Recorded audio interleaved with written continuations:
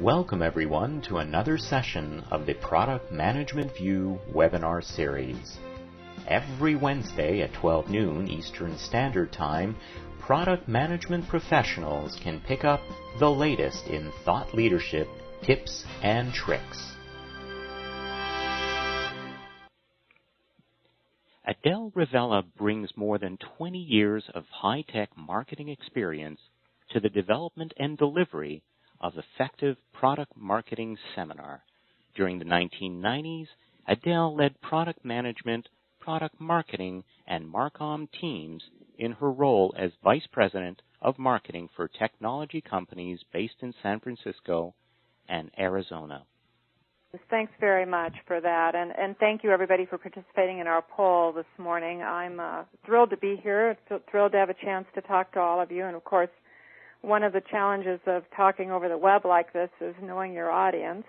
One of the first rules we teach at Pragmatic is to know who we're talking to. So it looks like we've got a primarily product management audience here this morning.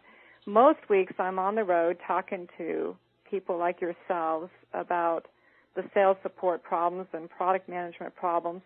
And I routinely hear that one of the biggest challenges that product managers face and others in technology companies face is how to keep from spending our days all day long, every day, trying to support the salespeople.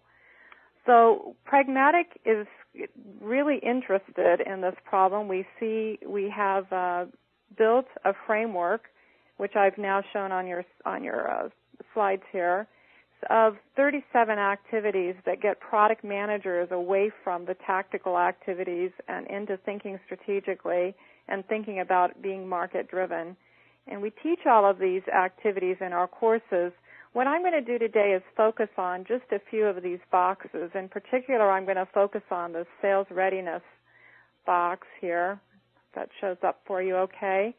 We're going to talk about how do we get the salespeople ready to go out and sell these products that we've developed. How do we get them to want to sell the products we've developed? This is a challenge for a lot of product management and marketing people, to get the salespeople to be efficient and to be able to work by themselves with a lot of additional support from product management, asking a lot of questions, asking for a lot of additional tools, and basically using up all the time that we should be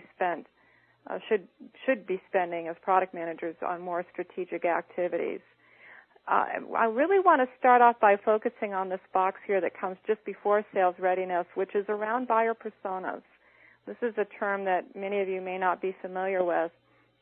And so I'm going to spend a few minutes talking about what we can do as product management and marketing people to get out ahead of the salespeople and deliver to them what they really need. Because some of this sales support is, of course, the salespeople just trying to get the information as easily as they can by calling us rather than looking around for it.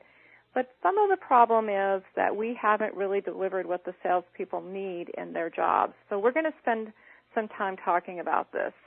I want to take a step back here and think about it. Many of you have been out on sales calls with salespeople.